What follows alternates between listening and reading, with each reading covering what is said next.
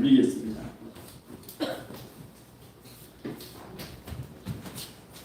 참 좋으신 하나님 감사합니다. 이 시간 하나님 앞에 저희가 목소리 높여 그 이름을 송축하고 하나님 찬양합니다. 아버지 축복하여 주시고 홀로 영광 받아 주시옵소서. 찬양하는 모든 심령들에게 성령 충만한 은혜를 주시옵소서. 감사드리며 살아계신 우리 예수 그리스도 이름으로 기도하옵나이다. 아멘. 우리 찬양을 찬송할게요. 나의 영원하시기여 생명보다 귀하다.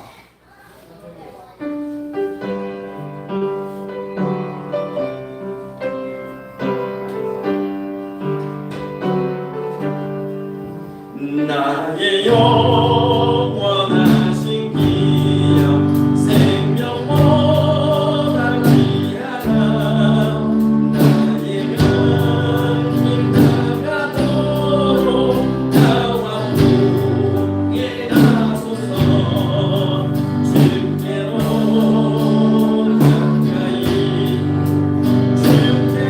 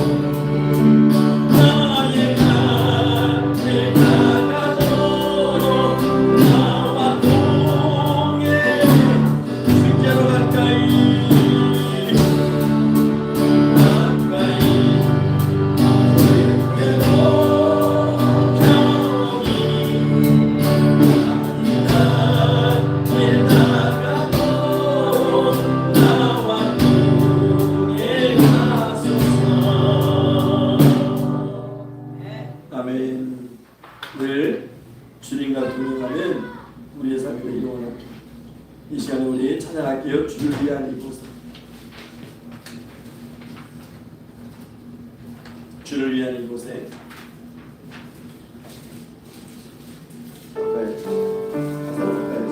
주를 위한 이곳에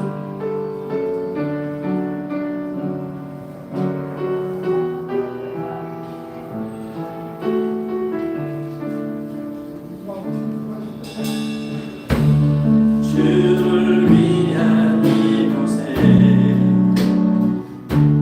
예배하는 자들 중에 그가 찾는 이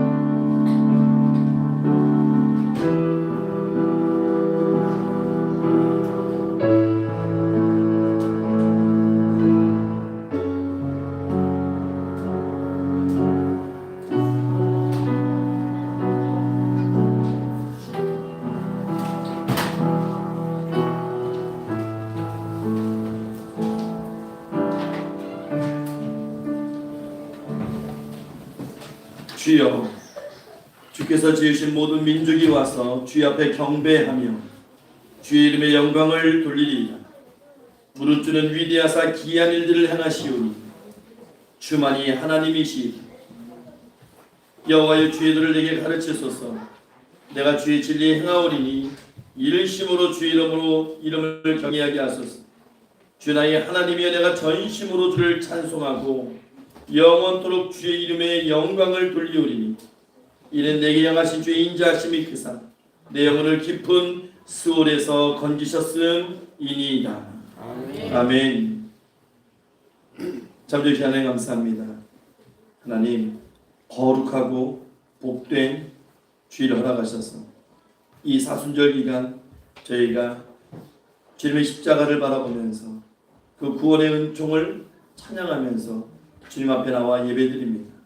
하나님, 이 예배하는 모든 심령들에게 성령 충만한 은혜를 주시고 하늘의 신령한 은혜로 덧입혀 주시옵소서. 하나님, 이제 예배를 시작하는 시간입니다. 마치는 시간까지 준비된 모든 순서들 위해 성령 충만한 은혜 주시고 홀로 영광 받아주시고 악한 마귀가 역사하지 못하도록 지켜주시옵소서. 감사드리며 살아계신 우리 구주 예수 그리스도 이름으로 기도하옵나이다. 아멘. 아멘.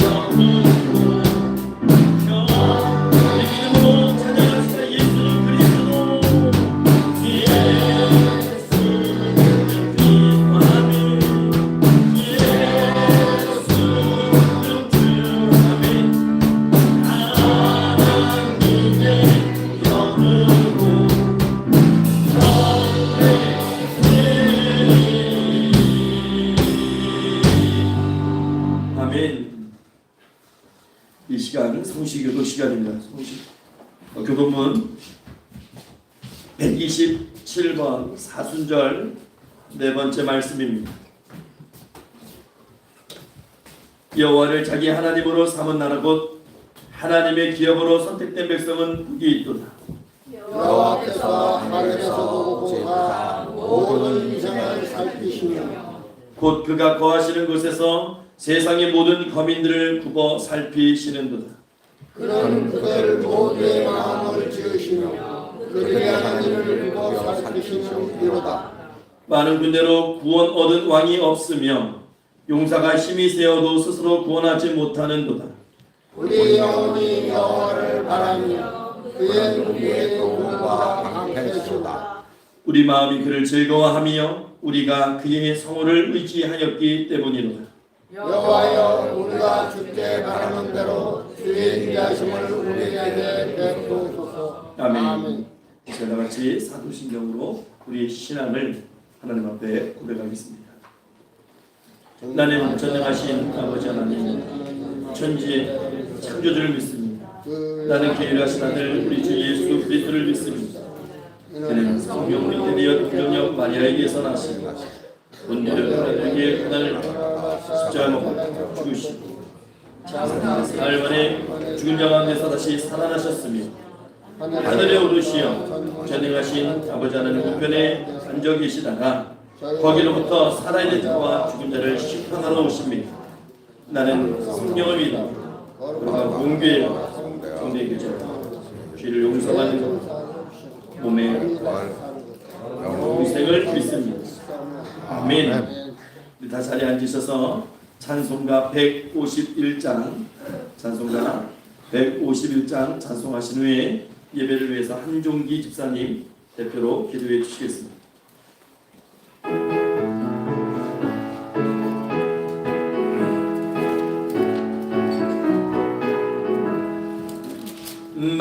만왕의 왕 내 주께서 왜 고촉하겠나 이 벌레 같은 날 위에 길보혈을 렸네. 십자가 내가 처음 볼 때에 나의 맘에 큰 고통 사라져 오늘 믿고서 내는 밝았네. 참 내 기쁨 영원하도다. 주 십자가 못 박힘은 속죄함 아닌가. 그 긍휼함과 그 은혜 말할 수 없도다. 십자가 내가 처음 볼 때에 나의 맘에 큰 것도 사라져 오늘 믿고서 내는 밝았네. 참 내 기쁨 영원하도다. 늘 울어도 그 알아볼 수 없네. 나 주님께 몸 바쳐서 주의 일 힘쓰리. 십자가 내가 처음 볼 때에 나의 맘에 큰 고통 사라져 오늘 믿고서 내는 밝았네. 참 내 기쁨 영원하도다. 아멘.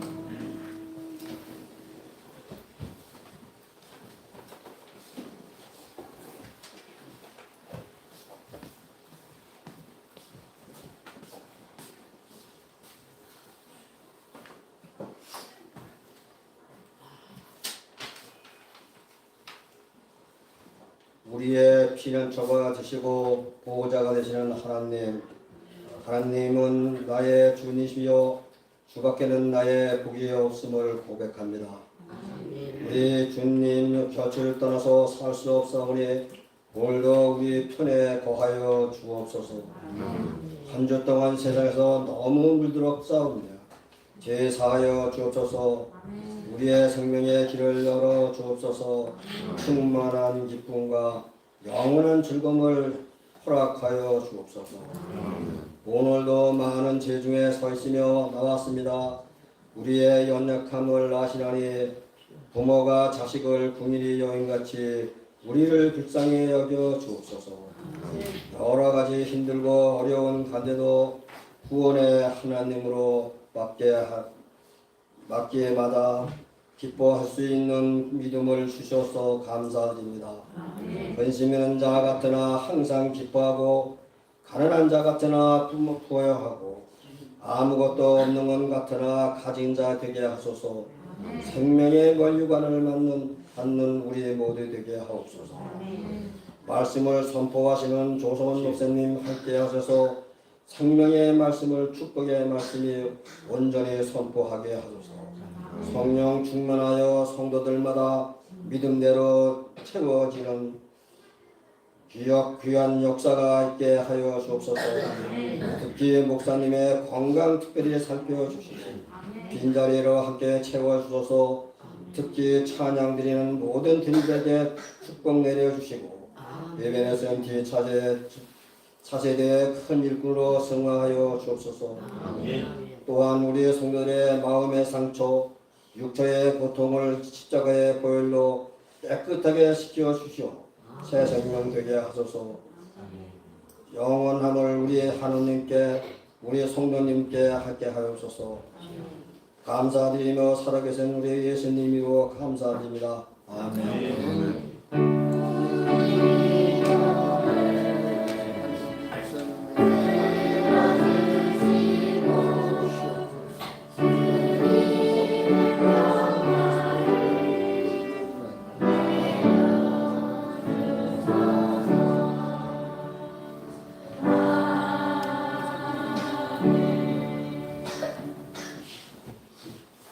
오늘 말씀은 마태복음 5장 7절 말씀입니다. 마태복음 5장 7절.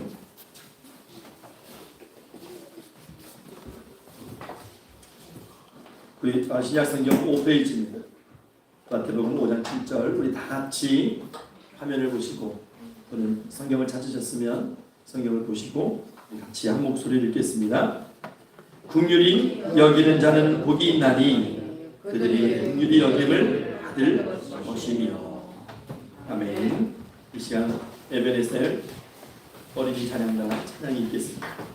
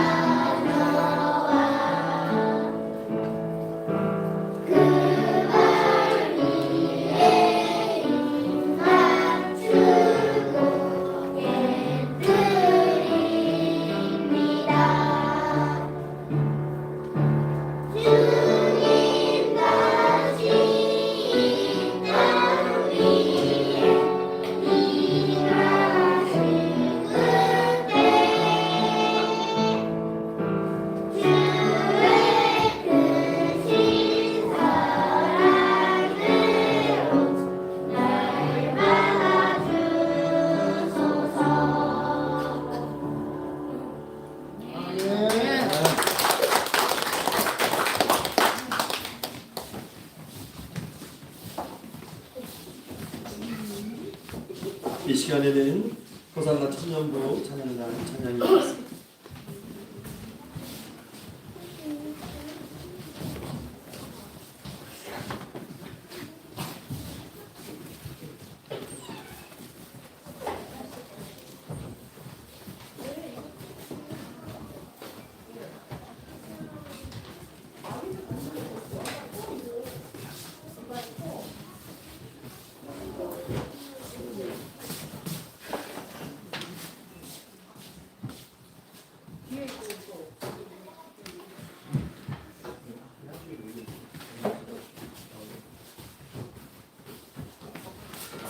차렷 인사.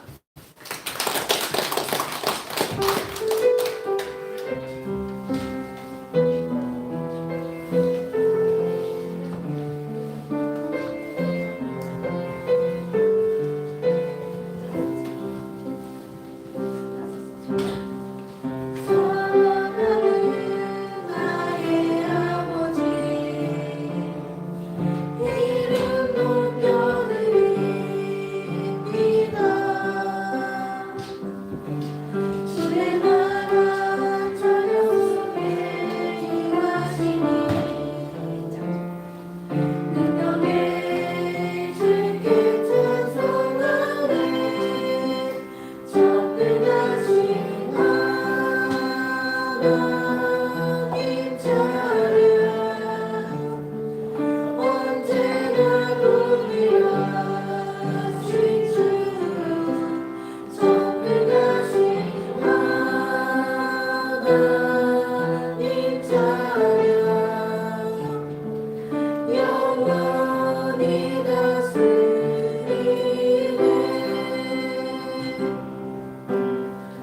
나 주의 이름 높이리. 나 주의 이름 높이리. 하늘 높이 올린 깃발처럼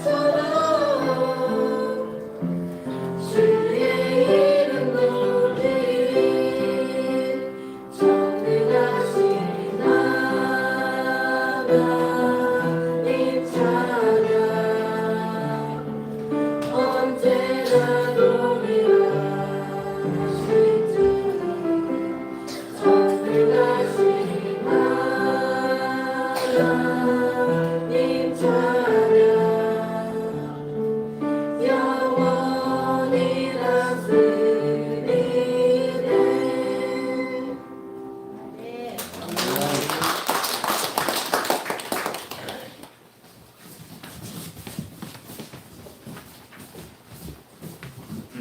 다 같이 기도하겠습니다. 잠정 시간에 감사합니다. 이 시간 살아계신 하나님 말씀 앞에 섭니다. 말씀으로 교훈하시고 선포되는 말씀이 온전히 깨달아지는 하나님의 귀한 말씀 되게 하옵소서. 감사드리며 살아계신 우리 구주 예수 그리스도 이름으로 기도하옵나이다. 아멘. 할렐루야. 이 시간 하나님께서 찾으시는 예배자 되시기를 주의 이름으로 축원합니다. 오늘 8보 5번째입니다. 우리 제목 한번 읽어볼까요? 시작. 긍휼히 여기는 자는 복이 있나니. 긍휼입니다. 긍휼. 이 말씀을, 이 긍휼이라고 하는 이 말씀을 주의 깊게 살펴보지 않으면 두 가지 오해를 하게 돼요. 첫째는 긍휼이라는 단어상의 오해가 있어요. 긍휼. 그리고 두 번째는 긍휼이 긍휼의 조건으로 여겨지는 그런 오류를 우리가 범할 수 있는데요. 오늘 첫째로 긍휼이라는 단어에서 생기는 오해를 우리가 한번 생각을 해볼게요. 여러분, 긍휼로 번역된 이 원어적 의미는 자비라는 말에 가깝습니다. 자비. 그래서 우리가 헤세드라고 이스라엘 말로 그렇게 하는데 히브리어는 종종 요즘은 헤세드 교회라고 하는 그런 이름을 명칭한 그런 교회들이 있어요. 그게 자비입니다. 자비. 자비를 나타내는데, 그런데 성경학자들, 특히 이 원어적 연구를 하는 분들은 자비 혹은 은혜로 번역되는 헤세드 또는 엘레에온, 이 단어의 번역이 굉장히 어렵대요. 중간 이게 어떤 뜻으로 써야 되나, 그게 어렵다는 단어입니다. 여러분, 긍휼 또는 자비하면 어떤 생각이 드세요? 어려운 처지에 있는 사람들 좀 안 됐다고 여기거나 좀 그들을 좀 안타깝게 생각하거나, 그렇죠? 아니면 동정하는 것, 그렇게 우리가 쉽게 이해할 수 있어요. 하지만 이 긍휼로 번역된 이 단어는 우리가 얘기하는 그 의미들보다 훨씬 더 깊은 의미가 담겨져 있습니다. 그냥 세상이 말하는 동정과 자비는, 긍휼은 눈에 보이는 대로 좀 그렇게 좀 측은히 여기는 그런 의미가 많아요.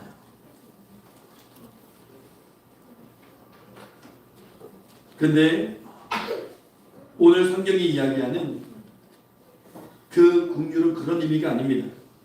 그 좀 힘겨운 사람의 처지에, 그 심정에 뛰어들어가지고 그 사람 입장이 돼가지고 그것을 함께 느끼는 것을 의미하는 그런 긍휼입니다. 그래서 진정한 긍휼은, 진정한 자비는 그냥 불쌍하다, 좀 동정심이 간다, 그럴 거에서 끝나는 것이 아니에요. 그의 마음속에 들어가고 그 입장에 들어가서 그 마음으로 사물을 보고 그 상황을 보고 생각해보고 그의 느낌으로 내가 느낄 수 있는 그것을 긍휼이라고 얘기를 해야 됩니다. 여러분, 하나님께서 예수님을 이 땅에 보내신 것은 우리에겐 큰 자비고 은혜지요. 그것이 큰 자비인 이유가 무엇입니까? 하나님이 그냥 멀찍이 서서 그냥 죄만 바라보시고 너희는 죄인, 그냥 멸망당할 죄인, 그렇게 선포하시고 선고하시고 끝냈으면 다 끝나는 거죠. 그런데 죄인된 우리를 불쌍히 여기셔서 그냥 아유 불쌍하다, 지옥 갈 인생들, 거기서 끝내신 것이 아니고 직접 인간의 몸을 입으시고, 그래서 이 땅에 오셔서 인간이 겪는 그 고통과 고된 삶을 경험하시고 우리를 이해하시고 우리를 긍휼히 여겨주시는 거예요. 그래서 성경에 보면 한 사람이 강도를 만나죠. 그래서 거의 거진 죽게 될 정도로 그런 상황에 이르렀을 때 레위 사람들이 보고 지나갑니다. 레위인이 보고, 제사장이 보고 지나갑니다. 불쌍하게 여겼을 거예요. 아니 어떠다가 저렇게 됐노? 네? 불쌍하게 여겼을 겁니다. 하지만 거리를 두고, 그런데 그들에게 무시당하는 사마리아 사람, 그냥 지나치지 않고 그의 삶에 개입합니다. 그 사람의 상처를 동염해주고 그를 여인숙에 맡기고 후속 조치까지 취해주고. 여러분, 이게 참된 긍휼이에요. 이게 참된 긍휼이고 주님이 우리에게 이것을 친히 보여주신 거예요. 이것이 자비입니다. 여러분, 이 긍휼을 우리가 실천하기 위해서는 꼭 한 가지를 하면 안 되는 게 있어요. 그게 뭐냐면 차별입니다. 차별하면 긍휼은 이루어지지 않아요. 외모로 사람을 판단해서는 절대 긍휼히 여길 수가 없습니다. 그래서 이 말씀들이 야고보서에 기록이 되어 있는데, 우리가 야고보서 2장 13절을 한번 읽어볼게요. 화면을 보고 야고보서 2장 13절 시작. 긍휼을 행하지 아니하는 자에게는 긍휼 없는 심판이 있으리라. 긍휼은 심판을 이기고 자랑하느니라. 여러분, 이 말씀이 야고보서 이 2장 1절부터 이어지는 문맥을 같이 잘 살펴보게 되면, 야고보 사도가 지금 여기서 말하는 긍휼은 사람을 차별하지 않는 것과 관련이 있어요. 야고보서 2장 1절도 한번 읽어볼게요. 야고보서 2장 1절 시작. 내 형제들아, 영광의 주 예수 그리스도의 너희가 사람을 차별하여 대하지 말라. 사람을 차별하지 않는 것과 믿음을 연관시키고 있어요. 아마도 초대교회에도 야고보가 섬기던 교회에도 금반지 끼고 당시 명품 옷 입고 그렇게 겨우는 사람들이 있었던 것 같아요. 그들은 대단한 환영을 받았겠지요.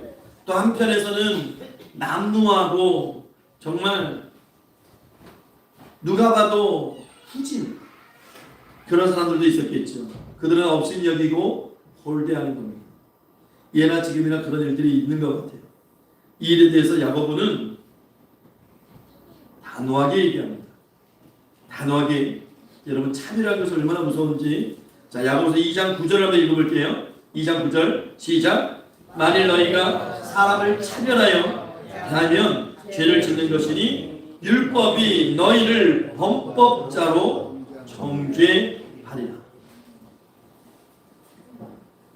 사람을 차별하는 것은 죄고 율법에 의해서 사람을 차별한 사람은 범법자, 죄인으로 이렇게 구별한다라고 얘기하는 것이죠.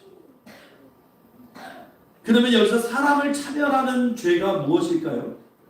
사람을 차별하는 죄. 그것은 긍휼히 여기지 않는 죄입니다. 긍휼히 여기지 않는다. 결국 하나님 앞에 심판받게 되어 있다는 것이죠. 여러분 이게 자 원어적으로 보면 참 재밌어요. 이 우리나라 말처럼 의미가 다중적인 의미를 갖고 있는 단어인데 이 여기서 말하는 차별이라고 하는 이 단어가 프로소폴 램푸시아라는 단어인데 이 단어 안에 프로소폰이라는 말인데 이 프로소폰이 뭐냐면 사람의 얼굴을 가리키기도 하지만 가면이에요. 가면입니다. 그러니까 직역을 하게 되면 가면을 보고 존경한다라는 뜻이 되는 거예요. 가면을 보고 존경한다. 여러분 지금 우리가 현재 살고 있는 자본주의 사회는 철저하게 외모지상주의이죠. 그냥 단순하게 이런 외모뿐만이 아니고 우리가 외적으로 볼 수 있는 거 학력, 뭐 기술, 뭐 실력 이런 거 다 외모로 우리가 보는 거잖아요. 근데 외모지상주의는 사람을 차별하게 돼 있어요. 왜냐하면 눈으로 보기 때문에 사람을 차별합니다. 외모로 잘난 사람, 못난 사람 갈라놓고 잘난 사람은 추앙해주고 못난 사람은 업신여기지.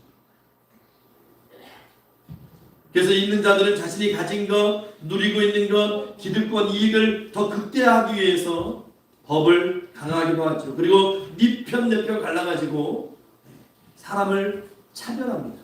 네 편 내 편 가르는 것 자체가 차별이죠. 차별하는 사람들이 느껴야 되는 감정과 고통들, 괴로움들 전혀 신경 쓰지 않아요. 그냥 자신들의 자격과 수준을 동일하게 요구할 뿐이죠. 그런데 이 성경은 이것을 보고 뭐라고 얘기해요? 가면을 보고 존경하는 거라고 얘기해요. 가면을 보고 존경하는 것. 가면이 벗겨지면 그 뒤에 어떤 형상이 나올지 모르는 거예요. 근데 그냥 눈에 보이기만 하는 그 가면 보고 존경하고 판단하고. 근데 여러분 너무나 감사한 것은 하나님은 사람을 외모로 평가하지 않습니다. 하나님은 사람을 외모로 판단하지 않습니다. 이 말씀은 다른 말로 하면 어떻게 되냐면 하나님은 차별하지 않습니다. 하나님은 차별하지 않아요. 그래서 사무엘상 11장에 보면 하나님은 사람의 중심을 보신다. 이렇게 말씀하시는 거예요. 중심을 보신다는 것은 그 사람의 내면을 들여다보고 계신다는 얘기예요. 우리가 흔히 볼 수 있는 사람의 이 겉모습, 외모, 학력, 출신, 뭐 성적이나 실력 이런 거 하나님께서 평가하지 않으신다는 말씀입니다. 그리고 너무 감사한 것은 하나님께서 외모가 아닌 중심을 보신다는 것은 하나님은 우리 속에서 우리의 감정으로, 우리의 심정으로, 우리의 입장에서 함께 경험하고 함께 그렇게 느끼고 함께 알고 계신다는 것이죠. 그래서 하나님께서 참된 긍휼을 베푸실 수 있는 거예요. 하나님의 수준으로 나는 신이니까 하나님, 너희는 죄인 이렇게 갈라치게 하셨으면 그냥 우리는 지옥밖에 못 가요. 그런데 하나님께서 그것을 깨부시고 인간의 수준으로 내려오시는 거예요. 그걸 우리는 성육신이라고 얘기해요. 여러분 이성복이라는 분이 쓴 그 산문집에 이런 글이 있어요. 사랑의 방법 때문에 얼마나 많은 사람들이 희생되었느냐. 방법을 가진 사랑은 사랑이 아니다. 아주 공감합니다. 방법을 가진 사랑은 사랑이 아니죠. 하나님은 우리를 사랑하시기 때문에 법을 바꿔버리셨어요. 그렇죠? 율법대로 하면 우린 죽어야 돼요. 율법대로 하면 우린 영원한 죄인이고 그냥 지옥밖에 없는 인생들이에요. 그런데 하나님께서는 우리를 사랑하시니까 바꿔버리시는 거예요. 율법의 의를 하나님이 오셔서 완성하시고 이루시고 그 의를 우리에게 나눠주시는 거예요. 그리고 천국으로 오라고 말씀하시는 거예요. 여러분 이게 긍휼입니다. 이게 차별하지 않으시는 것이죠. 여러분 사랑에는 방법이 없어요. 그냥 사랑은 법을 바꿔버리는 거예요. 이것이 긍휼입니다. 단순히 불쌍하다는 마음, 안 됐다는 심정, 그게 긍휼이 아니고 그 사람의 입장에 느끼고 생각하고 함께 고통받고 그 사람의 경험과 감정을 공유하는 것, 그것이 긍휼이에요. 그래서 이런 긍휼을 하나님이 우리에게 주셨어요. 저와 여러분들에게 주셨어요. 우리가 그 긍휼을 맛보고 나서 이제 무엇을 느끼게 됩니까? 나의 비참함을 느끼게 되죠. 얼마나 소망 없는 인생인가를 느끼게 돼요. 그리고 내 심령의 가난함을 보게 돼요. 그리고 이 구원과 전혀 내가 뭘 할 수 없는 그런 나의 무능력함을 보게 되는 거죠. 그러니까 삶의 태도가 변화되는 거예요. 오직 하나님만 바라보게 되고 하나님만 의지하게 되는 것이죠. 나 중심의 삶이 이제는 하나님 중심의 삶으로 변하게 됩니다.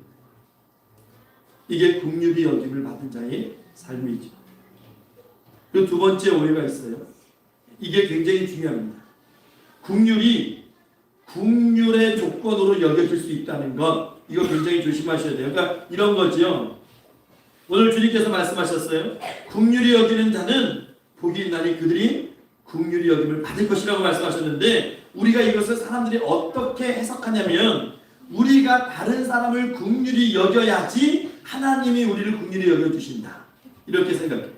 그러니까 내가 다른 사람을 용서해야만 하나님이 나를 용서해 주실 것이다. 이렇게 생각하게 됩니다. 그러니까 무슨 말인지 이해가 가세요? 긍휼이라고 하는 것을 내가 긍휼히 여김을 받기 위한 조건으로 자꾸만 생각을 해요. 이게 굉장히 잘못된 거예요. 이게 굉장히 위험한 겁니다. 이거를 좀 더 확장하면 여러분 이렇게 얘기할 수 있어요. 내가 기독교인이 되기 위해서 내가 뭔가를 해야 된다라고 생각을 합니다. 더 나아가서 내가 구원받기 위해서는 내가 다른 사람을 긍휼히 여겨야 되고 선행을 베풀어야 되고 내가 용서한 어떤 흔적이 있어야 되고 내가 헌신한 흔적들이 있어야 되고 그래야 내가 구원받는다라고 생각을 해요. 굉장히 위험한 생각입니다. 왜냐하면 우리가 하나님의 자녀된 것은 우리가 기독교인 크리스찬이 된 것은 하나님의 은혜로 된 것이기 때문이에요. 그것을 망각하기 시작하면 자꾸 내 것이 첨가하게 돼요. 내게 첨가되면 어떻게 되는지 아세요? 하나님 서운합니다. 내가 이렇게 했는데 하나님 서운합니다. 왜 하나님 이거 안 해주세요? 하나님 왜 이거 기도 응답 안 해주세요? 그렇게 되는 거예요. 정말 긍휼에 대한 주님의 말씀이 그것을 의미할까요? 긍휼히 여긴 자가 긍휼히 여김을 받을 것이다. 이 말씀을 하셨는데 그것이 내가 긍휼을 베풀어야만 하나님의 긍휼을 받을 것이다 라는 그런 말씀을 하셨을까요?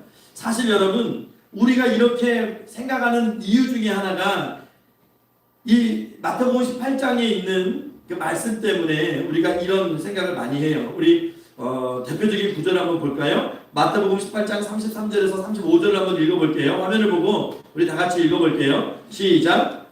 내가 너를 불쌍히 여긴과 같이 너도 네 동료를 불쌍히 여김이 마땅하지 아니하냐 하고 주인이 노하여 그 빚을 다 갚도록 그를 옥졸들에게 넘기니라. 너희가 각각 마음으로부터 형제를 용서하지 아니하면 나의 하늘 아버지께서도 너희에게 이와 같이 하시리라. 이 말씀이 이제 이 1만 달란트 빚진 자에 관한 예수님의 비유의 말씀이죠. 그 얘기를 보면 이렇습니다. 스토리가 어떤 임금이 종들하고 결산을 해요. 종들하고 결산을 하는데 꽤 큰 액수를 빚을 지게 됩니다. 1만 달란트라고 성경은 이야기해요. 그런데 그 종은 그 돈을 갚을 능력이 없어요. 그러니까 임금이 야 그러면 네 몸을 종으로 팔아가지고 또 너의 가족들 아내와 가족들까지 팔아가지고 돈 갚아. 그랬더니 뭐 종이 다급한 마음으로 막 임금에게 매달립니다. 꼭 갚을 테니까 한 번만 용서해 주세요. 한 번만 좀 사정사정 하니까 임금이 보니까 좀 안쓰러워요. 그래서 오케이 그럼 내가 용서해 주고 네가 빚진 1만 달란트까지 내가 면제해 줄게. 사죄해 줄게. 그렇게 정말 믿을 수 없는 판결을 내리죠. 뭐 얼마나 기뻤겠어요? 얼마나 기뻐 날뛰었겠습니까? 자신이 감당할 수 없는 빚을 다 탕감받았어요. 그래서 막 집으로 달려가는데 가다가 자기 동료를 만나요. 동료를 만나는데 이 동료는 지금 왕에게 1만 달란트를 면제받은 사람에게 이 100데나리온을 빚진 자예요. 100데나리온. 근데 자기가 방금 용서받은 거, 탕감받은 거 까맣게 잊어버리고 멱살을 잡습니다. 야, 내 돈 내놔. 너 나한테 돈 안 갚아? 내놔. 그랬더니 100데나리온 막 빚진 자가 막 사정사정을 해요. 본인보다 더 사정을 합니다. 제발 좀 봐주지 않아요. 안 돼. 너는 쓴맛을 봐야 돼. 그리고 감옥에 넣어버립니다. 이 사실을 지켜보던 사람들이 다시 임금에게 얘기해요. 저 사람 안 되겠어요.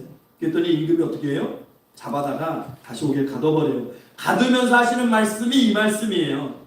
35절 말씀은 너희가 각각 마음으로부터 형제를 용서하지 아니하면 너희 나의 하늘 아버지께서도 너희에게 이와 같이 하시리라. 그러니까 어떻게 이 말씀을 보면 우리가 용서하는 것이 하나님의 용서를 받는 조건처럼 그렇게 보여요. 이 말씀을 그렇게 해석하면 예수님의 오늘 하신 이 팔복의 긍휼히 여기는 것이 긍휼히 여김 받는 것의 조건으로 생각해 볼 수도 있어요. 그런데 여기에서 이 1만 달란트 빚진 자의 이 비유에서 우리가 두 가지를 잊고 이 말씀을 보니까 그런 생각을 하는데 이 두 가지를 꼭 기억하셔야 돼요. 그 말씀을 할 때는 먼저 돈의 액수와 용서의 순서를 우리가 꼭 기억하셔야 돼요. 여러분 만 달란트니까 뭐 체감이 안 되시죠? 달란트하면 어떤 상징적으로만 느껴지죠. 달란트는요 예수님이 이 비유를 하실 때 이 당시 금의 무게를 나타내는 단위입니다. 금의 무게를. 금 한 달란트면 지금 한 사람은 34kg가 돼요. 금덩이가요 34kg가 된다고요. 여러분 20kg짜리 쌀 아시잖아요. 금덩이가 그보다 훨씬 무거워 34kg가 한 달란트예요. 근데 그걸 1만 달란트를 비쳤대요. 그러면 돈으로 한번 환산해 볼까요? 제가 지난주에 이거 설교 준비하면서 검색을 해봤더니 금 한 돈이 3.75g 금 한 돈이 지금 30만 5천 원 정도예요. 30만 5천 원 현재 많이 올랐어요. 그러면 그 34g이면 300만 원이 되는 거예요. 근데 이게 34kg예요. 34kg면 30억 정도 돼요. 한 달란트가 30억이에요. 근데 만 달란트예요. 만 달란트. 30억 곱하기 만 하면 얼마인지 아세요? 30조예요. 30조. 어마어마한 액수죠. 아마 임금하고 이것을 결산하는 거 보니까 뭐 요즘 말로 하면 뭐 나라의 큰 기업을 운영했던 공사를 운영했던 뭐 나라에서 엄청난 지원을 받은 거예요. 30조 가까이 지원 받았는데 그냥 이거 먹고 떨어진 거예요. 그런데 이 사람이 자기 친구는 얼마 빌려줬어요? 100데나리온. 1데나리온이 예수님이 이 땅에 계셨을 당시에 노동자의 하루 품삯입니다. 그러면 요즘 뭐 일당 한 15만 원을 쳐봐요. 15만 원. 100데나리온이면 1,500만 원이에요. 뭐 큰 돈이면 큰 돈이라고 얘기할 수 있는데 어때요? 30조를 탕감받은 사람이 1,500만 원을 못 받아서 그 사람은 어떻게 했다? 느낌이 좀 오세요? 만약 오늘날에 이런 사건이 벌어졌으면 막 촛불 집회 일어났겠죠. 특검해야 된다고 막 대단했을 겁니다. 예수님에 비해서 임금은 하나님을 가리키고 하나님은 공정하시죠. 그래서 그 종을 당장에 소환해서 혼내고서는 다시 그의 빛을 갚으라 그러고 감옥에 넣어버립니다. 그러면서 그 종에게 내린 선고가 이 말씀이 너희가 각각 마음으로부터 형제를 용서하지 않냐면 나의 하나님 아버지께서 너희에게 이와 같이 하시리라. 여러분 여기서 잘 생각하셔야 돼요. 이런 맥락에서 나온 너희가 형제를 용서하지 않으면은 여러분 이게 10,000달란트 빚진 자가 용서받았던 그 용서의 조건입니까? 그러니까 이걸 잘 생각하셔야 되는 거예요. 예수님은 그 종이 자신의 동료를 용서하고 안 하고를 그 결정하는 것이 하나님이 용서를 너를 할 것이냐 말 것이냐 결정하시는 것이다. 그 조건으로 말씀하시는 건가요? 네? 아니죠. 그거는 결과예요. 조건이 아니고 이미 이 30조를 빚진 사람은 이미 조건 없이 하나님께 용서를 받았어요. 너가 친구를 얼마나 용서해 줬는지 그걸로 이 임금이 용서를 해준 게 아니잖아요. 그냥 용서해 주셨어요. 어떤 용서를? 30조를 그냥 탕감해 줬다고요. 이 30조는요, 이 사람이 감당할 수 없는 빚이에요. 이거 그냥 탕감해 줬어요.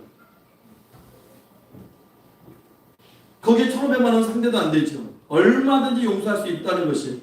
그러니까 용서받은 사람은 얼마든지 누군가를 용서해 줄 수 있다는 걸 말씀하시는 거예요.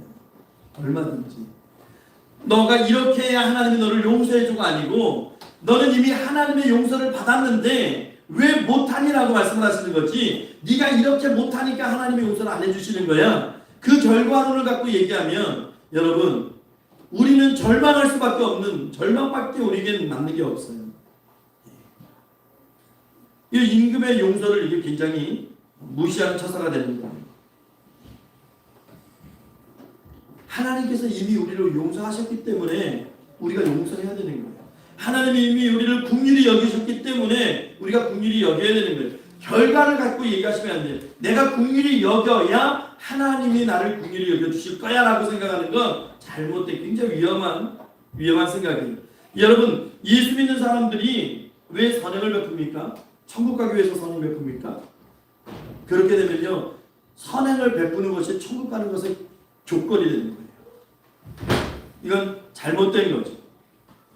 예수 믿는 사람들이 선행을 베푸는 이유가 뭐예요? 지옥 갈 내 인생을 하나님이 구원해 주셨거든요. 감사하거든요. 내가 그 하나님 은혜를 받았으니까 그냥 감사하니까 베푸는 거예요.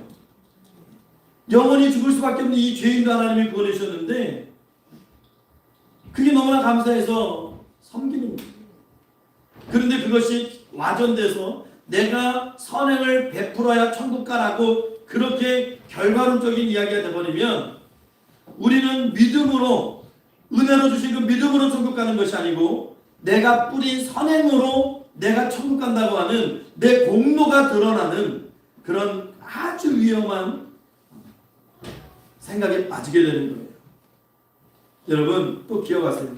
내가 용서받았는지 못 받았는지 그 여부는 내가 다른 사람을 용서했느냐 못했느냐 얼만큼 했느냐 하나님 보시기에 100번 1000번 그런 거로 결정되는 것이 아니라는 거예요. 내가 하나님께 용서받았으면 나는 용서할 수 있는 사람이 된 거예요. 긍휼히 여긴다는 것은 우리가 긍휼히 여김을 받는 조건이 아닙니다.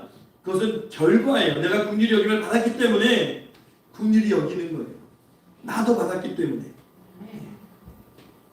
나를 먼저 긍휼히 여겨주신 하나님의 은혜가 먼저라는 거예요. 내가 그렇게 해야만 하나님의 은혜가 나에게 오는 것이 아니고 이것을 깨달아야 돼. 이것이 바뀌면요 굉장히 공로주의에 시달리게 돼요. 다시 한번 말씀드릴게요. 주님께서는 너희는 긍휼히 여기라. 그러면 내가 너희를 긍휼히 여길 것이다 라고 말씀하신 게 아니에요. 내가 너희를 먼저 긍휼히 여겼다는 것을 기억하라는 거예요. 그리고 너희도 긍휼히 여기라는 거예요. 하나님의 사랑과 은혜는 한 번 주어지고 끝나는 것이 아니기 때문에 내가 하나님은 우리에게 말씀하시는 거예요. 내가 오늘 아침에도 너에게 은혜를 주었고 내가 지금 이 순간도 너를 긍휼히 여기고 있다. 그러니까 너희는 긍휼히 여길 수 있는 사람이 되라. 이것이 너의 복이다. 이렇게 해석을 하셔야 되는 거예요. 여러분, 하나님께서 저와 여러분을 언제 구원하셨는지를 잘 생각해 보세요. 하나님께서 언제 우리 죄를 용서하셨는지 한번 잘 생각해 보세요. 내가 먼저 하나님께 용서를 구했기 때문에 하나님이 용서해 주신 겁니까? 아니면 내가 누군가를 용서하고 하나님 내가 이만큼 용서했으니까 하나님 나 용서해 주세요. 그래서 우리가 용서를 받은 겁니까? 성경은 이것을 명확하게 우리에게 답하고 있어요. 우리 로마서의 말씀을 볼까요? 로마서 5장 8절 말씀을 읽어볼게요. 로마서 5장 8절 시작. 우리가 아직 죄인 되었을 때에 그리스도께서 우리를 위하여 죽으심으로 하나님께서 우리에 대한 자기의 사랑을 확증하셨어요. 죄인 되었을 때에 이미 우리는 사랑받은 사람. 로마서 5장 10절 읽어보겠습니다. 시작. 곧 우리가 원수 되었을 때에 그의 아들의 죽으심으로 말미암아 하나님과 화목하게 되었습니다. 화목하게 된 자로서는 더욱 그의 살아나심으로 말미암아 구원을 받을 것입니다. 여러분, 이 로마서 5장 10절의 말씀이 이해가 됐어요? 예? 이해가 됐어요? 우리가 이미 하나님과 원수이었을 때에, 원수의 관계에 있을 때 그 아들 예수 그리스도가 이 땅에 와서 죽으심으로 말미암아 우리가 하나님과 화목하게 된 거예요. 우리가 하나님 내가 저 사람하고 화목했고 내가 이 사람하고 화목했으니까 하나님 나랑도 화목해야 돼요. 이거 아니라고요. 이미 우리가 죄인 되었을 때에, 이미 우리가 하나님과 원수 되었을 때에 그때 하나님이 용서하셨고 그때 우리에게 화목케 하시는 구원을, 그러니까 우리는 이미 용서받은 사람이니까 긍휼을 베풀어야 되는 명백한 이유가 우리에게 있는 거예요. 많은 사람들이 솔직히 그렇지 않습니까? 저 사람들 예수 믿는데 좀 별나게 믿어. 그냥 대충 믿으면 되지. 아니 꼭 그렇게 믿어야 돼요? 막 그렇게 얘기하는 사람도 있죠. 그때 여러분, 내가 좀 별난가? 내가 좀 심한가? 그렇게 생각하지 마세요. 이미 우리는 그렇게 믿어야 될 명분을 갖고 있는 사람입니다. 왜? 우리는 하나님의 긍휼하심과 은혜와 구원의 은총을 이미 받았거든요. 이미 받았어요. 값으로 따질 수 없는 거예요. 그래서 우리가 그리스도인이 된 거 아닙니까? 예수를 따르는 사람들. 그래서 우리는 새롭게 창조된 새로운 존재로 살아가고 있는 거예요. 내가 올바르게 행동하고 내가 하나님을 만족시킬 만한 어떤 행동으로 하나님의 그 만족감을 충족시켰기 때문에 그리스도인이 된 것이 아닙니다. 에베소서 2장은 구원에 관한 중요한 말씀을 해요. 우리는 우리의 구원에 대해서 아무것도 한 것이 없어요. 하나님이 다 하신 겁니다. 에베소서 2장 5절 말씀을 한번 볼게요. 에베소서 2장 5절 시작. 허물로 죽은 우리를 그리스도와 함께 살리셨고 너희는 은혜로 구원을 받은 것입니다. 여러분, 은혜예요. 은혜. 이게 은혜인 것입니다. 하나님이 살리셨고 하나님이 일으키셨고 하나님이 하늘 나라에 앉으실 것이고 그 모든 것을 하나님이 은혜로 주십니다. 오늘 저와 여러분들 이 자리에 나오셔서 예배드리고 있는데 이 자리에 앉아있는 것을 여러분의 의지라고 생각하십니까? 내가 교회 나가서 예수를 믿겠다고 하나님을 영화롭게 예배하겠다고 결심한 것이 우리 자신이 한 것이라고 생각하십니까? 물론 의식의 차원에서 그래요. 내가 아침에 일어나서 오늘 교회 가야지 의복을 입고 결심했고 그렇게 의지를 가지고 나온 거 맞아요. 그런데 그 이면에 그런 결심과 그런 의지를 작동하게 만든 요인이 하나님의 은혜라는 거예요. 하나님의 은혜라는 거예요. 우리가 지금 매주마다 살펴보고 있는 이 산상수훈은 예수님의 가르침의 핵심입니다. 예수님의 설교, 예수님의 생각, 예수님의 길, 이 모든 것이 지금 산상수훈에 다 담겨 있어요. 근데 산상수훈을 묵상하면서 주의해야 한다고 제가 첫 시간에 말씀을 드렸죠. 이 산상수훈은요, 내가 어떻게 살아가야 한다거나 어떻게 하면 성도가 될 수 있다라고 하는 그런 말씀이 아니에요. 산상수훈은 그렇게 바라보시면 안 돼요. 산상수훈은요, 세 가지를 생각하셔야 돼요. 내가 누군지, 그리스도인은 누군지, 예수의 제자는 어떤 사람인지, 이것만 생각하시면 돼요. 내가 누구인지 생각하는 것과 내가 무엇을 해야 되는지, 이것은 완전히 다른 별개의 문제예요. 그러니까 산상수훈은 성품을 다루고 있는 이야기지, 이것이 내 행위나 규범을 지금 이야기하는 것이 아니에요. 내가 긍휼히 여기려면 긍휼히 여겨야 되는구나. 그렇게 결과론적으로 부딪히면 안 돼요. 이미 내가 하나님의 사람 되었기 때문에 하나님의 자녀는 이렇게 행동하게 되어 있다는 것을 말씀하는 거예요. 그래서 산상수훈의 처음에서 예수님은 무엇을 가장 먼저 선포합니까? 복이에요. 복. 여러분, 주님은 너희는 복이 있다라고 말씀하셨어요. 이거 주의해서 들어야 돼요. 너희는 이렇게 하면 복이 있다라고 말씀하지 않았다고요. 주님. 오늘 말씀에 어디 그런 말씀이 있어요? 팔복이 어디 그런 말씀이 있어요? 팔복이. 주님은 단도직입적으로 선언하신 거예요. 누구에게? 여러분, 지금은 우리가 이 시대의 팔복을 보고 있지만 예수님이 정말 마태복음 5장을 선포하시는 그 현장에는 누가 있었을까요? 많은 무리들 중에 제자들이 있어요. 제자들. 이 제자들은 예수님이 말씀하시는 이 상황에서는 정말 제자 훈련 1도 안 돼 있는 제자들이고, 앞으로 예수님 버리고 다 도망갈 사람들이고, 준비가 아예 안 된 제자들이에요. 의지와 결심도 약해가지고, 그런 제자들에게 예수님이 먼저 뭘 말씀하세요? 너희는 복이 있다. 너희는 복이 있다. 훈련받고 정말 막 순교를 앞두고 그런 제자들에게 예수님이 너희가 복이 있다라고 말씀하시는 것이 아니고, 지금 아무것도 준비 안 된 제자들을 향해서 예수님께서 너희가 복이 있다. 근데 이 너희를 누구라고 묘사했어요? 너희 심령이 가난한 자들, 너희 애통하는 자들, 너희 온유한 자들, 너희 의에 줄이고 목마른 자들, 긍휼히 여기는 자들, 그렇게 불러주시는 거예요. 아무런 조건이 없어요. 준비가 덜 된 제자들인데 너희 이렇게 하면 복이야, 이렇게 하면 복이 올 거야 라고 주님은 말씀하지 않아요. 그렇게. 복을 선언하는 예수님의 말씀에는 조건이 없습니다. 그냥 선포하신 거예요. 그것이 중요한 겁니다. 여러분, 우리가 신앙생활하면서 하나님께서 우리를 향해서 동일하게 말씀하세요.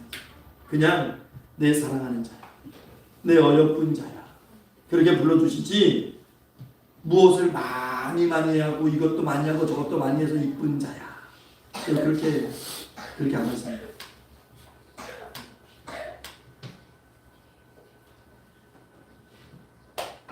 하나님께서 오늘 주님이 팔복을 누게 주시는 것은 너희는 하나님의 자녀로 다시 태어났다라는 것을 강조하시는 거지, 너희가 이렇게 하고 저렇게 하고 이것을 행하고 이렇게 하면 하나님의 자녀가 될 것이다 라고 말씀하시잖아요.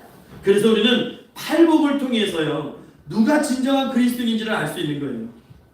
자신의 신앙도 판가름할 수 있어요. 팔복이라고 하는 이 거울에 비춰보면, 여러분, 심령이 가난해야, 애통해야, 온유해야 그리스도인이 되는 것은 아닙니다.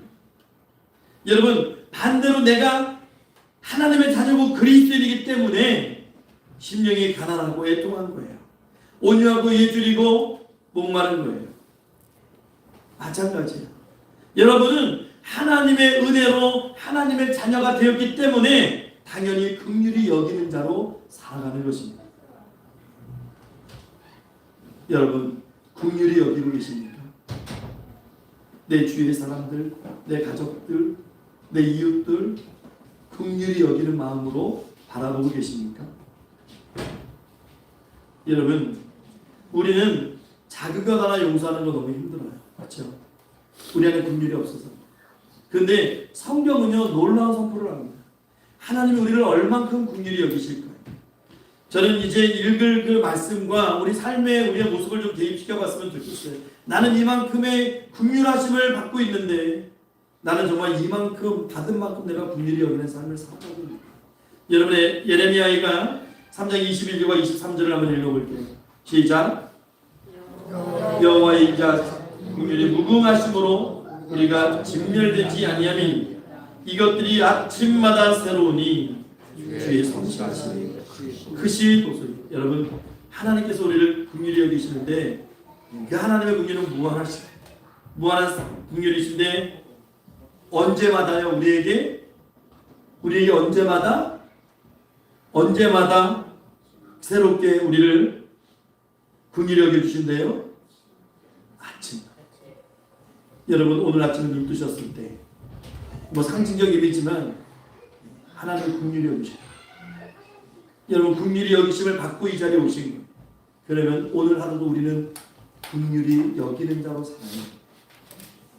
하나님의 완전하신 온전하신 긍휼하심과 나의 부족한 긍휼을 비교할 수조차 없지만 그럼에도 불구하고 하나님이 우리에게는 너 복 있는 자 나에게 긍휼히 여김을 받은 자야 이렇게 말씀하시거든요. 그러면 우리도 긍휼히 여기시고 그 긍휼히 여기심이 우리 삶 가운데 있기를 주의 이름으로 축원합니다. 주님이 누가복음 6장 36절에 너희 아버지의 자비로우심과 같이 너희도 자비로운 자가 되라 말씀하셨습니다. 이미 하나님의 긍휼히 여기심을 받은 자는 긍휼히 여기는 자가 됩니다. 그리고 그런 자를 하나님이 더욱더 긍휼히 여겨주십니다. 그렇잖아요? 전 이런 생각 한번 해봤어요. 뭐 가정이지만 제가 우리 딸 아이에게 참 어렵고 힘든 그런 상황을 보면서 내가 너 참 그래도 열심히 하니까 아빠가 좀 도와줄게 하고 뭔가 이렇게 좀 도와줬는데 그 아이가 자기 동생을 보면서 야 너도 참 어렵구나 내가 받은 것 중에 내게 더 긍휼을 줄게 나도 좀 도와줄게. 여러분 부모된 입장에서 그거 보면요 얼마나 기특합니까? 그렇지? 하나님이 우리 삶을 볼 때 그렇지 않으실까요? 부족하지만 긍휼히 여기려고 할 때 하나님이 네가 나에게 받은 그 사랑을 아는구나. 그 긍휼과 그 의미를 아는구나. 여러분 꼭 기억하십시오. 긍휼히 여김을 받은 자는 분명히 긍휼히 여깁니다. 긍휼히 여김. 우리 삶 가운데서 내가 하나님의 긍휼히 여김을 받았는지 안 받았는지는 내가 누군가를 긍휼히 여기는지를 보면 알 수 있어요. 그것이 내가 하나님의 사람이라고 하는 증거입니다. 여러분 우리 매일매일 죄를 짓고 살아갑니다. 우리의 허물은 매일매일 삶 가운데 쌓여갑니다. 이 세상이 너무 악해서 또 우리가 미련해서 믿음이 부족해서 그렇게 넘어지고 무너집니다. 그러나 하나님은 아침마다 우리에게 긍휼하심을 베풀겠다고 말씀하셨어요. 하나님이 우리를 향해서 자비를 그 은혜를 베풀어 주십니다. 자비하신 하나님의 긍휼이 여김을 받았기 때문에 누군가를 긍휼히 여길 수 있는 사람은 이렇듯 매일매일 하나님의 긍휼을 맛보게 되는 거예요. 여러분 이 사순절 기간에 긍휼히 여기십시오. 죽어가는 저 영혼들을 긍휼히 여기시고 예수 모르고 살아가는 그 영혼들을 긍휼히 여기시고 내 주위의 가족과 또 이웃들을 긍휼히 여기시고 내가 하나님 앞에 긍휼히 여김을 받은 그 무게만큼은 못 되더라도 오늘 하루도 또 한 주간도 또 우리가 일평생 살아가면서 내가 받은 긍휼을 누군가에게 베풀 수 있는 하나님의 사람들로 살아가시기를 그래서 더욱더 하나님이 주시는 참된 긍휼 가운데 하늘의 삶을 살아가시기를 부활하신 우리 구주 예수 그리스도 이름으로 축원합니다. 기도하겠습니다. 하나님 우리는 죄인입니다. 또 너무나 우리는 무지해서 하나님께 받은 그 긍휼하심 그것을 너무나 우리 삶 가운데 쉽게 잃어버리고 그렇게 살아갑니다. 하나님이 사순절 기간에 주님 영원히 죄로 죽을 수밖에 없는 이 죄인을 주님의 국률하신 가운데 불러주신 것처럼, 용서하신 것처럼, 그 자비와 은혜를 베풀어 주신 것처럼 우리 삶에도, 나의 삶에도, 오늘의 하루의 삶에도 내가 예수의 사람으로 그 국률을 실천하고 그렇게 그 국률을 베풀 수 있는 하나님의 사람으로 살게 하옵소서. 그것이 보여지기 위해서, 하나님께 어떻게 공로로 인정되기 위해서가 아니고 내가 받은 그 국률을 깊이 묵상하며 그렇게 감사함으로 실천할 수 있는 이 시대에 정말 복 있는 자들로 오늘도 든든히 살아갈 수 있도록 하나님 붙잡아 주시고 인도하시고 세워 주시옵소서. 감사드리며 살아계신 우리 구주 예수 그리스도 이름으로 기도하옵나이다. 아멘.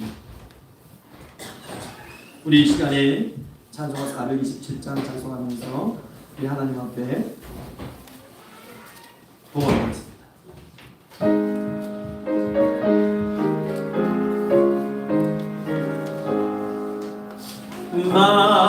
만간한 사람 복이 있나니 천국이 그 것이며 늘 백도한 복이 있나니 그들이 위로를 받으리라.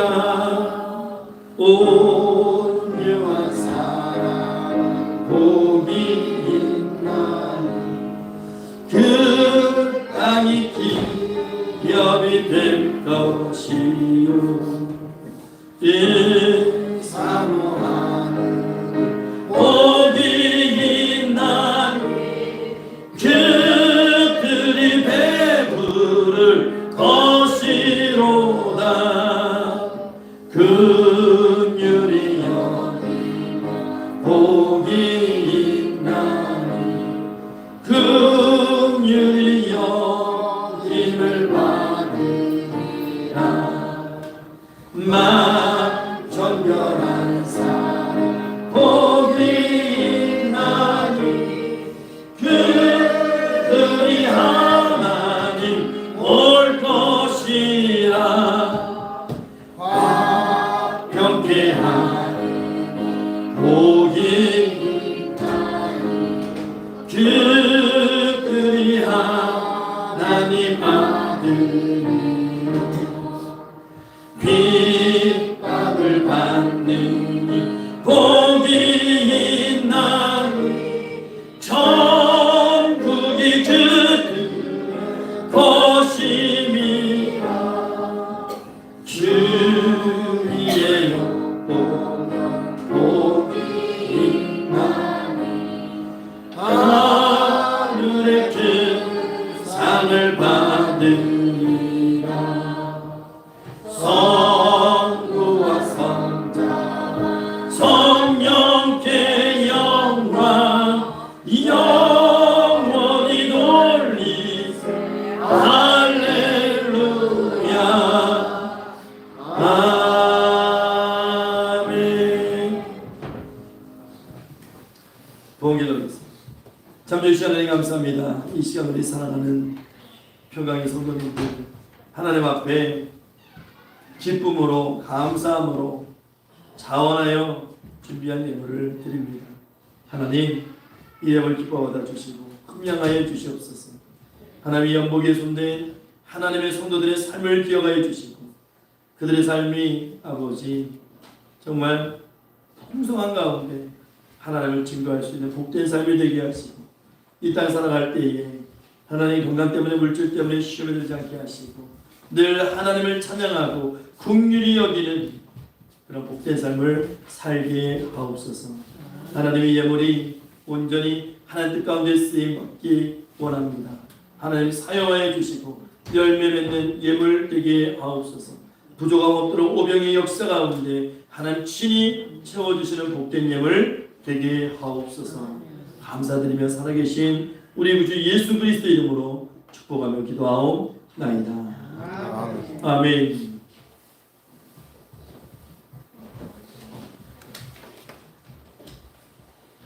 우리 성도의 기도 시간입니다. 우리 서로 다 같이 인사 나눌게요. 예, 주님의 이름으로 사랑합니다. 예, 축복합니다. 예, 반갑습니다. 예, 환영합니다. 우리 교회 소식 주보팀면을 참조하시기 바랍니다. 여러분 2023년 표어 우리 한번 크게 읽어볼까요? 하나님만 알아라. 하나님 중심, 말씀 중심, 예, 교회 중심의 신앙생활 하시기 바랍니다. 우리 교회 목표를 위해서 늘 기도하며 전도하시기 바랍니다. 또 노예문제 설립을 위해서도 여러분 늘 기도해 주시기 바라고요. 3월입니다. 주님의 십자가를 깊이 묵상하는 경건한 3월 한 달 보내시기 바랍니다. 교회 복을 소망하면서 기도하시고 가족과 이웃에 전도하는 교회들 되시기 바랍니다. 주일학교 학생부 청년부의 부흥과 교회 재정을 위해서도 늘 기도해 주시기 바랍니다. 지금 사순절 기간입니다. 4월 첫 주간이 고난 주간이 되고요. 이제 4월 9일이 부활주일입니다. 여러분 고난의 주님의 고난에 동참하시고 또한 주님의 부활의 기쁨에도 동참할 수 있는 2023년 될 수 있도록 여러분 기도하시기 바랍니다. 한종희 사님, 안치선 사님의 장남 한상태 사님의 건강 회복을 위해서도 기도해 주시고 많은 자녀들을 위해서도 기도해 주시고 평강시험장학기에 동참해 주시고 성경 읽기와 성경 쓰기와 성경 암송에도 참여해 주시기를 바랍니다. 그리고 오늘 윤광호 선도님께서 오늘 아침에 하나님의 부르심을 받고 천국에 들어가셨습니다. 여러분 오늘 3시에 위로 예배를 드리겠습니다. 지금 장례식장은 여주 세종병원 장례식장 지하 특실에 지금 있고요. 교회에서는 오늘 3시에 위로 예배를 드리면서 조문하면서 위로 예배를 드리고 내일이 입관 예배가 있습니다. 입관 예배가 오후 1시 또 화요일날 오전 7시에 발인 예배가 있습니다. 참여하실 수 있는 분들은 같이 가셔서 예배 드리시고 위로해 주시고 참여해서 같이 위로하는 예배를 드리기를 바라겠습니다. 우리 이 시간에 우리 아픈 분들을 위해서 다 같이 기도할 텐데요. 최남년 집사님 오늘 나오셨는데 우리 최남년 집사님 위해서도 늘 기도해 주시고 또 김수나 선도님 지금 장례식장에 계시는데 위로 받기를 소망하면서 기도해 주시고 또 어설림 선도가 지금 출산하고 지금 회복 중에 있습니다. 여러분 온전한 회복 될 수 있도록 기도해 주시고 주보 뒷면에 교우동정 나는 이름들이 있으니까요. 우리 호명하면서 다 같이 기도해 주시기 바랍니다. 이 시간에 주일 창하시고 다 같이 기도하겠습니다. 주여! 하나님 감사합니다. 아버지 사랑하는 우리를 알아가시고 아버지 교회 가운데 서로 사랑하며 아버지 서로를 위해서 기도할 수 있는 아버지를 감사합니다. 아버지 이 시간 먼저 간절히 원하옵기는 아버지 김다소님이 위로해 주셨습니다. 아버지 그 마음의 아픔을 이렇게 하시고 주님의 위로하신 가운데 주님 하나님 이 아버지 하나님 정말 다시 한번 하나님의 사랑을 깨닫고 아버지 교회 가운데 설 수 있는 우리 김다소님 수 있도록 주님 축복해 주시옵소서. 최남현 목사님 아버지 하나님 연락 중이십니다. 그 육체의 강건함을 알아가시고 아버지 모세기 수석의 강건한 가운데 아버지 기력을 허가하셨습니다. 하나님 부르시는 그날까지 하나님의 예비를 부정하며 기도하시고 아버지 하나님 써나서 왼손으로 아버지 출산 회복 중에 있습니다. 아버지 온전히 회복시켜 주시고 정이나 아버지 유아도 아버지 건강 주셔서 아버지 할 수 있도록 주님 축복해 주시옵소서. 아버지 손님 정원사님 아버지 발달에 저리고 아픈 것들 다 깨끗하게 하시고 안치철사님 목디스거리 디스크 깨끗하게 하시고 이유관사님 아버지 하나님 앞에 예배드린 매부 조감이 없는 아버지 그런 좋은 컨디션들을 허락하시고 한석대 집사님 아버지 깨끗이 치료하셔서 이 마지막 때에 하나님의 참된 간증자로 쓰임받은 아버지 귀한 아버지 선될 수 있도록 축복하시고 주연 수사님 어지러움 중 깨끗이 아버지 낫게 하셔서 맑은 정신 하나님 앞에 예배할 수 있도록 주님 축복해 주시고 아버지 하나님, 임성균 집사님 아버지 강건함을 나가셔서 오갈 때마다 행할 때마다 아버지 하나님 내를 지켜주시고 붙잡아 주시옵소서. 아버지 내를 함께 하시고 또 섬기는 공동체들을 위해서 기도합니다. 어렵지 않도록 하나님께서 늘 채워주시고 공급하시고 아버지 하나님 맡겨진 사역 능히 감당이 나가서 하나님의 영광 위에 쓰임만 우리 공동체들 될 수 있도록 하나님 축복해 주시옵소서.